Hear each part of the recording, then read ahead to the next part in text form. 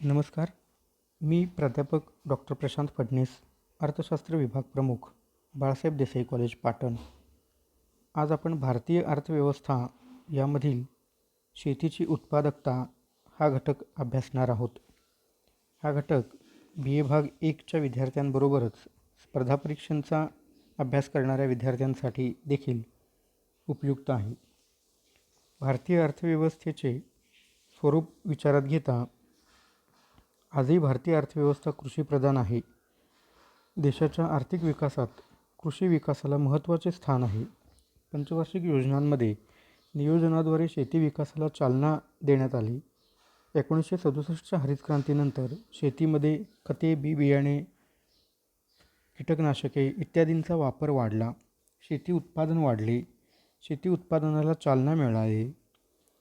शेती उत्पादनासाठी लागणारे घटक आणि शेतीतील उत्पादन यांच्या प्रमाणावरून शेतीची उत्पादकता मोजली जाते. शेती उत्पादकता ही गुणवत्तापूर्ण संकल्पना असून अर्थव्यवस्थेच्या शेती विकासासाठी महत्त्वपूर्ण आहे. शेती व्यवसाय अधिक फायदेशीर होण्यासाठी दर हेक्टरी पिकांचे उत्पादन वाढविणे आवश्यक असते. स्वातंत्र्योत्तर काळात शेतमाल उत्पादनात वाढ झाली. शेती पद्धतीत बदल झाले. मात्र भारतीय शेतीचा विचार करता आजही शेतीची उत्पादकता अत्यल्प असल्याचे दिसून येते. शेती उत्पादकतेचे प्रमुख प्रकार आहेत. शेतीची उत्पादकता मोजण्यासाठी खालील सूत्राचा वापर केला जातो. शेतमालाचे उत्पादन बरोबर शेतमालाच्या उत्पादनासाठी लागणारे घटक, ज्यामध्ये शेतजमीन, शेतमजूर, भांडवल, पीक नियोजन, शेतकरी यांचा समावेश होतो. शेतीविषयक आदानप्रदान असेही याला म्हटले जाते. शेतीची उत्पादकता मोजल्यामुळे आपल्याला त्यापासून मिळणारे लाभ विचारात घेता येतात. शेतीची उत्पादकता मोजताना भूमी उत्पादकता आणि श्रम उत्पादकता हे दोन प्रमुख प्रकार आहेत. शेतजमिनीच्या विशिष्ट क्षेत्रफळात मिळणाऱ्या उत्पादनाला त्या शेतजमिनीची उत्पादकता किंवा भूमी उत्पादकता असे म्हणतात. यामध्ये भूमी उत्पादकता एकरी किंवा हेक्टरमध्ये मोजली जाते. शेतीतील उत्पादन आणि शेतजमिनीचे क्षेत्रफळ यांचा भागाकार करून हे उत्तर आपल्याला मिळते. श्रम उत्पादकता मोजताना भूमी उत्पादकतेबरोबरच श्रम उत्पादकतेद्वारे देखील शेतीचे लाभ मोजता येतात. शेतीत काम करणाऱ्या शेतमजुरांची सरासरी उत्पादन क्षमता म्हणजे श्रम उत्पादकता होय. यासाठी श्रम उत्पादकता बरोबर शेतीतील एकूण उत्पादन छेद शेतीत गुंतलेले एकूण श्रमिक या सूत्राचा वापर केला जातो. भारतातील विविध पिकांच्या संदर्भात विचार करता 1990-91 ते 2015-16 मध्ये प्रमुख पिकांचे प्रति हेक्टरी उत्पादन कशा प्रकारे होते हे या चार्टवरून आपल्याला समजून येते. तांदूळ, गहू, डाळी, ऊस, कापूस आणि भुईमूग या पिकांच्या संदर्भामध्ये भारतातील प्रति हेक्टरी उत्पादनात झालेली वाढ आपल्याला दिसून येते. मात्र ज्यावेळी आपण जागतिक तुलना करतो त्यावेळेला जगातील सर्वाधिक उत्पादन असणारे देश आणि त्यांचं उत्पादन आणि भारताचं उत्पादन यामधील तफावत आपल्याला दिसून येते. उदाहरणार्थ, प्रति हेक्टरी भारतात तांदळाचे 36 क्विंटल उत्पादन होते, तर चीन हा देश प्रति हेक्टरी 68 क्विंटल उत्पादन करतो. गव्हाच्या उत्पादनामध्ये जर्मनी 80 क्विंटल उत्पादन करतो, तर गहू 27 क्विंटल भारतामध्ये उत्पादित होतो. मका 25 क्विंटल भारतात उत्पादन होते, तर अमेरिकेत 105 क्विंटल उत्पादन होते. ऊसाच्या बाबतीत 71 क्विंटल, तर कोलंबिया 89 क्विंटल. भुईमुगाच्या बाबतीत 14 क्विंटल, तर अमेरिका 44 क्विंटल इतके उत्पादन करते. याचा अर्थ यापैकी कोणत्याही पिकांच्या उत्पादनामध्ये भारत हा जगाच्या सरासरी उत्पादकतेपेक्षा अधिक नसल्याचे चित्र आपल्याला दिसून येते. म्हणूनच भारतातील शेती ही काहीशी किफायतशीर नसल्याचे आपल्याला दिसून येते. विकसित देशांमध्ये सरासरी 5% लोक शेती करतात. भारतामध्ये मात्र हे प्रमाण जवळपास 60%पेक्षा अधिक आहे. मात्र असे असूनही शेतीची उत्पादकता मोजल्यामुळे आपल्याला शेतीच्या संदर्भातले हे चित्र दिसून येते. श्रम उत्पादकतेची तुलना करता अमेरिकन डॉलरमध्ये ही उत्पादकता मोजलेली आहे. भारतात प्रति हेक्टरी श्रम उत्पादकता 150, तर इंग्लंडमध्ये $2027, कॅनडामध्ये $2126, जपान, अमेरिका यांचाही विचार करता सरासरी $2000पेक्षा अधिक डॉलर, तर पश्चिम जर्मनीमध्ये 3495 म्हणजे जवळपास $3500 इतकं उत्पादन एक श्रमिक मिळवताना आपल्याला दिसून येतो. भारतामध्ये मात्र हे चित्र प्रतिकूल असल्याचे दिसून येते. याची काही कारणे आपल्याला बघावी लागणार आहेत. भारतीय शेतीच्या अल्प उत्पादकतेची कारणे विचारात घेताना सर्वप्रथम अतिरिक्त लोकसंख्येचा भार हे कारण आपल्याला बघावे लागेल. भारतात बहुसंख्य लोकसंख्या ही शेतीवर अवलंबून आहे. स्वातंत्र्योत्तर काळात 1951मध्ये शेतीवर अवलंबून असणाऱ्यांचे प्रमाण 70% होते. 1991मध्ये हे प्रमाण 60% झाले.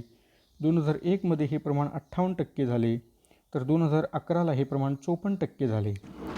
असे जरी असले तरी शेती कसण्याच्या लोकसंख्येमध्ये फारशी घट झाल्याची आपल्याला दिसून येत नाही. वाढत्या लोकसंख्येला सामावून घेण्या इतकी सक्षम शेती भारतामध्ये नाही. जमीनदारी पद्धत, ब्रिटिश काळापासून चालत आलेली जमीनदारी पद्धत ही देखील अल्प उत्पादकतेस जबाबदार आहे. जमीनदार कुळाकडून शेती करून घेतात. कुळ शेतकऱ्यांचे आर्थिक शोषण करीत असतो. कुळांना कोणत्याही क्षणी काढून टाकण्याचा अधिकार जमीनदारांना असतो. जमीनदार शहरात राहतात. ते शेतीत कोणतीही सुधारणा स्वतः करत नाहीत. त्यामुळे शेतीची उत्पादकता कमी राहते. शेतजमिनीचे लहान आकारमान, भारतात सातत्याने वारसा हक्कामुळे शेतजमिनीचे विभाजन व तुकडीकरण होत आहे. वाढत्या लोकसंख्येमुळे शेतीवर निर्माण झालेला अतिरिक्त भार, वारसा हक्क कायदे यामुळे सरासरी शेतजमिनीचे आकारमान 1.2 हेक्टरपेक्षा कमी आहे. 2001 या काळात लागवडीखालील क्षेत्र 0.43 हेक्टरवरून 0.20 हेक्टरपर्यंत कमी झाले होते. लहान शेतजमिनीच्या आकारामुळे आधुनिक पद्धतीने शेती करता येत नाही. परंपरागत शेती पद्धती, आजही बहुसंख्य शेतकरी पारंपरिक पद्धतीने शेती करतात. परंपरा, चालीरीती, दारिद्र्य यामुळे कालबाह्य शेती अवलंबली जाते. आधुनिक साधने, कृषी अवजारांचा वापर केला जात नाही. यामुळेही शेतीमधून मिळणारे उत्पादन कमी असल्याचे दिसून येते. सिंचनाच्या अपुऱ्या सुविधा, शेती उत्पादन वाढीसाठी जलसिंचन हा एक महत्त्वाचा घटक आहे. पाणी पुरवठ्याच्या अपुऱ्या सोयीसुविधा यामुळे वर्षाचे 12 महिने भारतीय शेती करता येत नाही. शेती केवळ 4 महिने किंवा 6 महिने केली जाते व 6 महिने पड राहते. आजही भारतीय शेती निसर्गावर अवलंबून आहे. पर्यावरणीय ऱ्हासामुळे मान्सून वेळेवर येत नाही. अनियमित पावसामुळे शेती बेभरवशाची बनते. दुबार पेरणी करावी लागते. यामुळे शेतीमधून फारसे उत्पादन मिळत नाही. शेतकऱ्याचे दारिद्र्य, भारतीय शेतकरी कमालीचा दारिद्र्य आहे.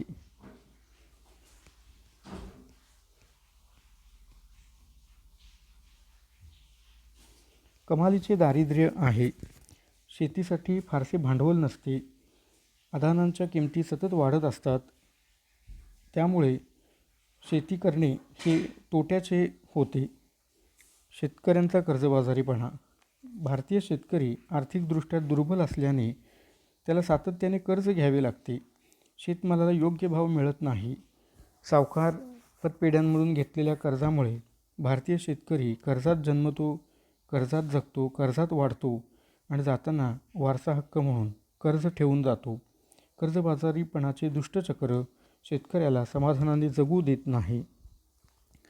निरक्षरता व अज्ञान, 2001च्या जनगणनेनुसार भारतात निरक्षरता 35% होती, तर 2011मध्ये 25% होती. ग्रामीण भागात निरक्षरतेचे प्रमाण अधिक आहे. निरक्षरतेमुळे संकुचित दृष्टिकोन निर्माण होतो.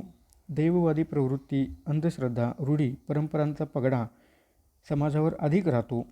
यामुळे फारसे बदल स्वीकारण्याची मानसिकता शेतकऱ्यांमध्ये तयार होत नाही. विपणन व्यवस्थेतील दोष, भारतात शेतमाल विक्री व्यवस्थेत अनेक दोष आहेत. शेतमालाला योग्य भाव मिळत नाही. कृषी उत्पन्न समित्यांमध्ये व्यापारी वर्गांचे वर्चस्व असते. बाजारपेठांवर व्यापाऱ्यांचे वर्चस्व असते. घाऊक व किरकोळ व्यापारी संगनमताने शेतकऱ्याच्या मालाचा दर्जा ठरवताना सर्वच माल एकाच दर्जाने खरेदी करतात. बाजारात मात्र त्याच्या किमतीमध्ये तफावत निर्माण करतात. शेतमालाच्या किमतीतील चढ उताराचा विचार करता शेतकऱ्याला फसवले जाते. बाजारपेठेतील दलाल, मध्यस्थ, आडते विविध मार्गाने लुबाडतात. खोटी वजनी मापे वापरून शेतकऱ्याला फसवले जाते. योग्य वातावरणाचा अभाव. शेतकरी गरीब, निरक्षर, अज्ञानी, अंधश्रद्धाळू व परंपरावादी आहे. जाती संस्थांचा त्यावर पगडा आहे.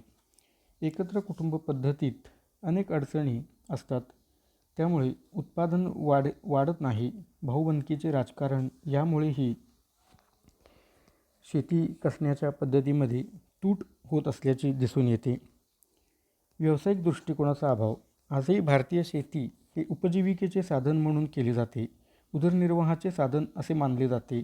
मात्र शेतीमधून नफा मिळवावा, व्यावसायिक शेती करावी, उत्पादन खर्च वजा जाता अधिक नफा मिळावा यासाठी आधुनिक पीक पद्धती अवलंबावी, बाजारपेठाचे ज्ञान घ्यावे, जे बाजारात विकते ते शेतात पिकवावे असा व्यावसायिक दृष्टिकोन शेतीमध्ये भारतात अद्यापही आल्याचे दिसून येत नाही. बऱ्याच वेळेला उत्पादन चांगल्या पद्धतीने घेऊनही शेतमाल विकताना शेतकरी बेफिकीर असल्याचे दिसून येते. यामुळे शेतीची उत्पादकता अल्प राहिल्याचे दिसून येते. नैसर्गिक आपत्ती. भारतीय शेती निसर्गाच्या लहरीपणावर अवलंबून आहे.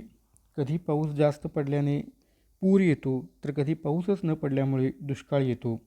सततच्या बदलत्या हवामानामुळे चढ उतार शेतमालाच्या उत्पादनामध्ये होताना दिसून येतात. यामुळे जोखीम वाढते. पर्यायाने शेतीची उत्पादकता कमी राहते. शेती संशोधनाकडे दुर्लक्ष. स्वातंत्र्योत्तर काळात शेती संशोधन आणि विकास याकडे म्हणावे तितके लक्ष देण्यात आले नाही. ज्या प्रमाणात लोक शेतीवर अवलंबून आहेत त्या प्रमाणात कृषी विद्यापीठे, कृषी महाविद्यालये, कृषी प्रयोगशाळा इत्यादी उभारले गेले नाहीत. भारतीय हवामानाचा, जमिनींचा अभ्यास करून पीक रचना निर्माण करण्यात आपल्याला अपयश आल्यामुळे कृषी उत्पादकता अल्प राहिल्याचे दिसून येते. मात्र शेती उत्पादकतेची कमी असण्याची काही कारणे जरी असली तरी अलीकडच्या काळात ही उत्पादकता वाढवण्यासाठी सरकारने विविध उपाययोजना केल्याचेही आपल्याला दिसून येते. शेती उत्पादकता वाढवण्यासाठीच्या उपाययोजनांचा आढावा घेताना आधुनिक उत्पादन तंत्रांचा वाढता वापर, ज्यामध्ये कालबाह्य उत्पादन तंत्राऐवजी आधुनिक पद्धतीने शेती करण्यात आलेली आहे. शेतीची उत्पादकता त्यामुळे वाढलेली आहे. ट्रॅक्टर, कापणी, मळणी यंत्र, विजेवरील पंप, मशागतीची यंत्रे इत्यादीमुळे शेती उत्पादनाला चालना मिळालेली आहे. रासायनिक खतांचा वाढता वापर. शेतजमिनीची सुपीकता टिकवण्यासाठी सरकारने अनुदानित किमतीने रासायनिक खतांचा शेतकऱ्यांना पुरवठा केला आहे. शेतजमिनीमध्ये माती परीक्षण करून त्यानुसार शेतकऱ्यांना रासायनिक खते उपलब्ध करून दिली आहेत. 1967च्या हरित क्रांतीनंतर शेतीमध्ये रासायनिक खतांचा वापर वाढल्याचे दिसून येते. संकरित बी बियाणे. पारंपरिक बियाणांऐवजी सुधारित जातीची बियाणे वापरल्यास उत्पादन क्षमता वेगाने वाढते. पिके परिपक्व होण्याचा कालावधी कमी होतो. बियाणांवरील संशोधनामुळे वर्षभरात 3-4 पिके घेता येतात. उच्च दर्जाचे बियाण निर्माण करता येते. या सर्वांमुळे शेतीच्या उत्पादकता वाढीला चालना मिळालेली आहे. पीक संरक्षण व विमा. निरनिराळ्या कारणांमुळे पिकांचे होणारे नुकसान टाळल्यास शेती उत्पादन वाढू शकते. विविध रोगांचा प्रादुर्भाव, कीटक, प्राणी, किडे, टोळधाड इत्यादीमुळे पिकांचे नुकसान होते. दरवर्षी साधारणतः 5% पिकांचे नुकसान होते. अडाणीपणा, दारिद्र्य व कर्जबाजारीपणा यामुळे शेतकरी पीक संरक्षणाचे योग्य उपाय योजू शकत नाहीत. अशा वेळी सरकारने पीक विमा संरक्षण दिल्यास उत्पादन वाढीला चालना मिळेल. जलसिंचन क्षेत्रात वाढ. भारतीय शेती अद्यापही निसर्गावर अवलंबून आहे. पाणीपुरवठा सुविधांचा विस्तार केल्यास, विहिरी, पाझर तलाव, कालवे, धरणे इत्यादी योजना प्रभावी राबवल्यास शेतीला बारमाही पाणीपुरवठा होईल. त्यामुळे वर्षभर शेती करणे सहज शक्य होईल. यामुळे सिंचन क्षेत्रात वाढ होऊन ओलिताखालील शेती वाढेल. शिवाय शेती उत्पादन वाढीला चालना मिळेल. विपणन व्यवस्थेत सुधारणा. बाजारपेठांच्या दोषपूर्ण व्यवस्थेमुळे शेतकरी त्याच्या मालाला वाजवी किंमत मिळत नाही. अनावश्यक दलालांची साखळी, वाहतुकीच्या अपुऱ्या सुविधा, गोदामांच्या अपुऱ्या सुविधा इत्यादी कारणांमुळे शेतकऱ्यांचे नुकसान होते. त्यांची उत्पादन प्रेरणा कमी होते. मात्र शेतकऱ्याला योग्य हमीभाव मिळवून दिल्यास, बाजार व्यवस्थांमधील दोष कमी केल्यास, नियंत्रित बाजारपेठा निर्माण केल्यास, विपणन व्यवस्था सुधारल्यास, सहकारी खरेदी विक्री संघ उभारणी केल्यास शेती उत्पादकता वाढीस चालना मिळू शकते. यासाठी सरकारने देशभरात 6,000पेक्षा अधिक प्राथमिक सहकारी विपणन संस्था उभारल्या आहेत. त्यापैकी 3,500 संस्था विशेष वस्तू विपणन संस्था आहेत. 21,221 विशेष ग्रामीण हंगामी बाजार आहेत. जिल्हा पातळीवर 160 जिल्हा विपणन संघ आहेत. देशात 29 विपणन महासंघ आणि 16 विशेष वस्तू विपणन संघ आहेत. याशिवाय गुदाम महामंडळे, राज्य महामंडळे, भारतीय अन्न महामंडळांनी गुदाम क्षमता देखील मोठ्या प्रमाणावर वाढवली आहे. शीतगृहे वाढवलेली आहेत. यामुळे शेतमालाचा साठा करून योग्य बाजारभाव मिळाल्यानंतर त्याची विक्री करण्याची सुविधा शेतकऱ्याला उपलब्ध झाली आहे. संस्थात्मक भांडवल पुरवठा. शेतकऱ्याला कर्जबाजारी होण्याचे मुख्य कारण बँका व संघटित क्षेत्रांकडून न मिळणारी कर्जे आहेत. त्यामुळे सावकार व पतपेढ्यांकडून अधिक व्याजदराने कर्जे घ्यावी लागतात. शेतीला अल्प, मध्यम व दीर्घ मुदतीच्या भांडवल पुरवठ्याची गरज असते. सवलतीच्या व्याजदराने योग्य वेळी हा कर्जपुरवठा झाला तर शेतकरी त्या कर्जाची परतफेड सक्षमपणे करू शकेल. यासाठी स्टेट बँका, राष्ट्रीयकृत बँका, विभागीय बँका, सहकारी पतपुरवठा संस्था, भूविकास बँक, नाबार्ड बँक इत्यादीद्वारे शेतीला मोठ्या प्रमाणावरती विपणन उपलब्ध करून देण्यासाठी कर्जे व भांडवल उपलब्ध करून देण्याचा प्रयत्न केला गेल्याचे दिसून येते. जमीन सुधारणा कार्यक्रम. शेतकरी जमिनीच्या मालकी हक्कात बदल केल्यास, कुळ व शेतकऱ्यांच्या मालकीची कसेल त्याची जमीन केल्यास, जमीन सुधारणा कार्यक्रम राबविल्यास उत्पादकता वाढू शकते. बड्या जमीनदारांनी कायद्यातील पळवाटांचा गैरवापर करून भूमिहीन शेतमजुरांना जमिनीचे मालक होऊ दिले नाही. मात्र अलीकडच्या काळात हा प्रयोग राबवण्यात आल्यामुळे अतिरिक्त जमिनींचे एकत्रीकरण करून भूमिहीन शेतमजुरांमध्ये त्याचे वितरण केले आहे. कसेल त्याची जमीन मालकी हक्क मिळाल्यामुळे उत्पादन वाढीची प्रेरणा निर्माण होते. शेतीपूरक विस्तार सेवा. शेतीला पूरक विस्तार सेवा निर्माण केल्यास उत्पादन वाढीला चालना मिळेल, ज्यामध्ये कुक्कुटपालन, वराहपालन, दुग्ध उत्पादन यासारखे पूरक व पर्यायी व्यवसाय सुरू करण्याला चालना दिल्यास शेती उत्पादकता वाढण्यास मदत होईल. शेतकऱ्यांच्या दृष्टिकोनात बदल. शेती हे उदरनिर्वाहाचे साधन म्हणून न पाहता त्यामध्ये व्यावसायिक दृष्टिकोन आणल्यास शेती उत्पादकता वाढीस चालना मिळेल. शेती हा व्यवसाय किंवा व्यापार असल्याची जाणीव शेतकऱ्यांना करून दिली पाहिजे. शेतकऱ्यांच्या दृष्टिकोनात परिवर्तन, सकारात्मक बदल घडवून आणण्यासाठी शेतकऱ्यांच्या सभा, मेळावे, कृषी प्रदर्शने, मार्गदर्शन शिबिरे, कृषी उपयुक्त तंत्रज्ञानाचे प्रदर्शन इत्यादीद्वारे शेतकऱ्यांमध्ये जागरूकता वाढवली पाहिजे. दूरदर्शन, रेडिओ, कृषी मासिके सुरू करून शेतकऱ्याला बाजारपेठांची उपयुक्त व व्यावहारिक माहिती उपलब्ध करून दिली पाहिजे. यामुळे सकारात्मक दृष्टिकोन निर्माण होऊन शेतकरी उत्पादन वाढीत बदल करेल. शेती संशोधनाला चालना. शेती संशोधनाला प्रोत्साहन दिल्यास शेतीची उत्पादकता वाढण्यास मदत होईल. शेतीच्या उत्पादन वाढीतील अडथळे दूर करण्यासाठी संशोधनाचा आधार घेता येईल. खते, बी बियाणे, कीटकनाशके, रासायनिक खते इत्यादींचा वापर, कृषी तंत्रज्ञान, अवजारे, सिंचन सुविधांमध्ये वाढ, शेती विकास संशोधनाला चालना केल्यास उत्पादकता वाढीमध्ये बदल होईल. यासाठी भारतीय शेती संशोधन संस्था, कृषी विद्यापीठे, कृषी महाविद्यालये यांचे संशोधनाबाबतचे कार्य उल्लेखनीय आहे. संशोधनाचा प्रत्यक्ष वापर वाढावा म्हणून सरकार शेतकऱ्यांना अर्थसहाय्य देत आहे. यामुळे शेतीची उत्पादन क्षमता वाढत आहे. अशा प्रकारे काही प्रमाणात सरकारने उपाययोजना केलेल्या दिसून येतात, ज्यामुळे अलीकडच्या काळात शेतीमध्ये उत्पादन वाढ झाल्याचे आपल्याला दिसून येते. धन्यवाद.